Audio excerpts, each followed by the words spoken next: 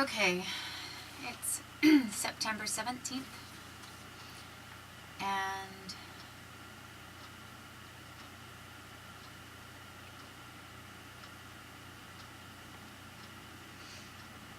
the camera ran out of room as I was talking about how I had slapped him on the cheek playfully, and then it goes on to say, this report states, she stated that she followed this slap with kisses on both cheeks of Buhanda and Garza. And that was true. I was, as I said, already very intoxicated. I playfully slapped him. They looked shocked, and I gave both of them just sort of a playful kiss. A very brief type of a European-style kiss on the cheek. It wasn't, sexual in any way. It was more of a sort of just, like European hello, or, I don't know how else to describe it. And that's how I meant it. And then it says, Garrett stated she did not feel like any of these actions were sexual harassment at first. But then she started asking S.A. This would be the SSA. Oh, wait.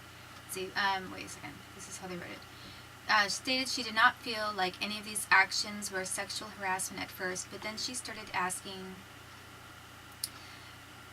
S.A. Buhanda, or S.A. Garza, whether S.A. Buhanda liked her, and S.A. Garza told her yes, but he liked her also. That statement right there is, I'm noticing that the camera is fading back in and out, and I'm not touching it. I'm not doing anything. I'm not moving around. So it's basically going blurry, and then it's showing my face, and shouldn't be doing that, but so I'm describing what's going on with my camera here. Basically, that statement by these special supervisory agents is completely not true, and it makes me sound very bad. It completely misconstrues what happened. First of all, I never said that I didn't think any of these actions were sexual harassment at first, because what I said to the special supervisory agents was I didn't know if I had been sexually harassed, because I didn't know what that definition was. I said, what is the definition of sexual harassment? They didn't even tell me. I wasn't making that statement to be coy or to be cute. I had never looked up the definition of sexual harassment. I hadn't used it to describe a situation. I'd never taken a sexual harassment class before or anything like that. So, later, when I found out what the definitions for sex abuse were, or for incapacitation, I was able to realize, on a different subject matter, I was able to recognize that even though I had reported, even if my story hadn't changed at all, even when my story never changed and the facts were always the same, I had never been able to categorize something as such because I didn't know what the definitions were. It's sort of like, an example is to be talking about art.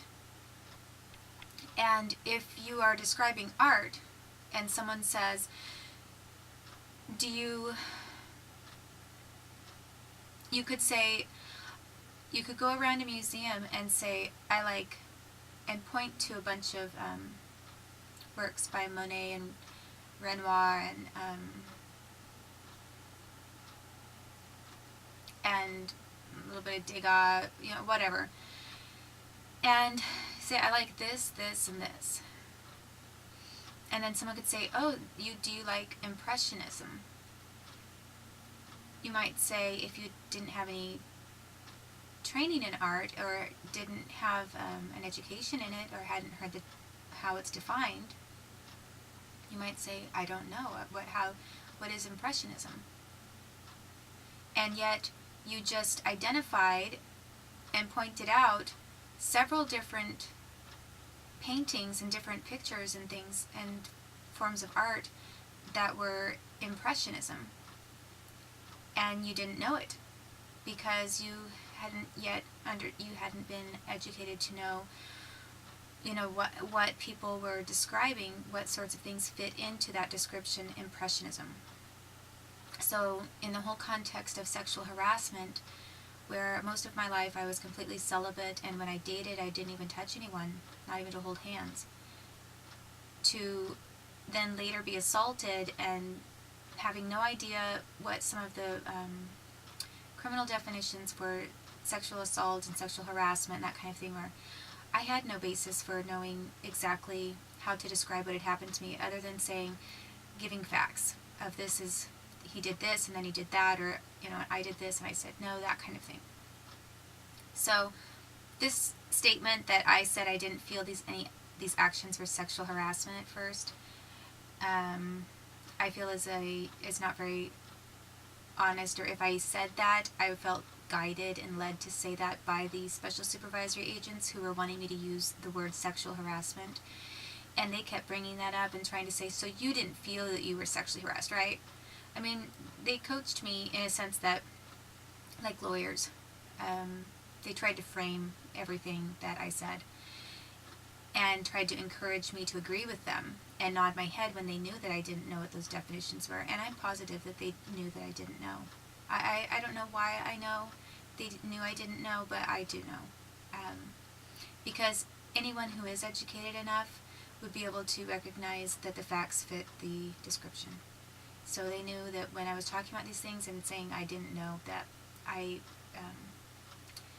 that they could coerce me to agree with them on certain things and then basically let their guides off the hook and make myself look bad. So then they wrote, but then she started to ask one agent whether Garza, whether Buhanda liked her, and Garza said yes, but he liked her also. So why would I think that is sexual harassment? I didn't think I was sexually harassed at first, but then I thought just because one of the agents didn't like me, but the other one liked me, just because they expressed an interest, I consider that to be sexual harassment. They're portraying me as not knowing the definition, basically totally abusing and misusing the definition of sexual harassment, when actually they're guilty on that count. Then it says, she stated she became even more confused when Sergeant Buhanda, S.A., sorry, I said S.A. and said Sergeant. When S.A. Buhanda left her and S.A. Garza alone, and she found S.A. Buhanda looking out over the dance floor, she said she couldn't understand why S.A. Buhanda was scanning the room for his own chick if he liked her. And in a sense, I wasn't confused. I mean, in a sense, I was sort of wondering what this whole thing was about, because Garza had wanted to go to my house. He wanted to be with me privately. Then they're talking about my joining the FBI and working for the FBI. And then all of a sudden, as soon as I'm drunk, he's suddenly disappearing from the picture after I'm drunk, and only after I was drunk. So I wondered, I guess, what his motives were. But the entire section here about sexual harassment and what constitutes that is written by these FBI agents. They altered my testimony. That's all I can say, is that this is definitely an alteration of my testimony. And it's an alteration to conceal crimes that were committed against me. So that in and of itself is criminal. You cannot take a report by somebody who's a victim of crimes and try to twist it to suit yourself, because this basically reads like Amy Rowe, the reporter, wrote this. You know, just trying to take out all of the legal elements and making me look like a nutcase. I don't know if this this footage here is picking up my face very well, because it's going into dusk. It's not evening yet, but it says that it works fine, and but I really cannot tell from this distance if it's too dark. So let me try something here.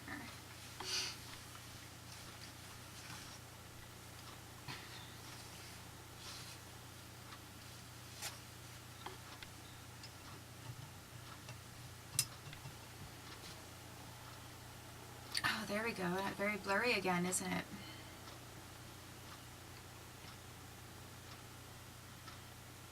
Oh, goodness. This looks like... Now it looks... This screen here looks bright red. I feel like I'm in Hades. Okay. We have to do something else.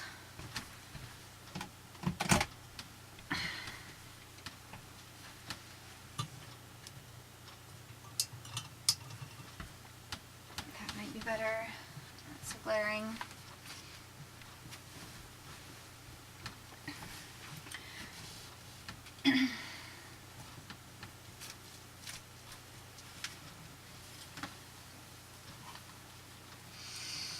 All right, so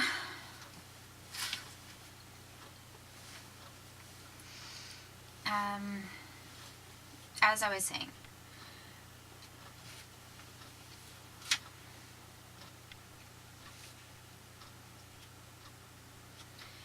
in paragraph 14, Garrett stated she did not have any additional drinks at bar 71, and did not drink the one that Sergeant S.A. Garza brought her, since she was feeling intoxicated and could not remember how she had gotten from Barbati's to bar 71.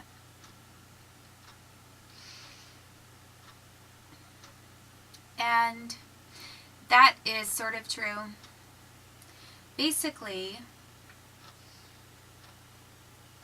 but it's also not true, because they're twisting my ability to remember things to make it sound like I didn't have an accurate memory because I was too drunk to remember things correctly. And because they wrote right there that I said I was feeling intoxicated and couldn't remember how I got from Barbati's to bar 71. I told these special supervisory agents that after the night was over, you know, the next day, I couldn't really remember, and when I was giving them my account later, I could not exactly remember how I got from one place to the other. And I remembered walking over there and having their support and walking on the sidewalk. I know that we did not get in a car. We walked on the sidewalk from the one place to the next, but it was kind of fuzzy. I mean, it was sort of blurry and fuzzy a little bit. But I still remembered things that happened, and I wasn't having like gaps in my memory or anything like that. And I do remember that they brought me another drink, and this is after I'd had 3 tequila shots on top of a couple drinks, when I'd never had tequila shots before. And I just thought, well, these are small little things. I didn't understand the impact of a tequila shot. And you know, I was very new to drinking, very new. So it was actually the first time I ever had a shot of any kind. And I just was not a big drinker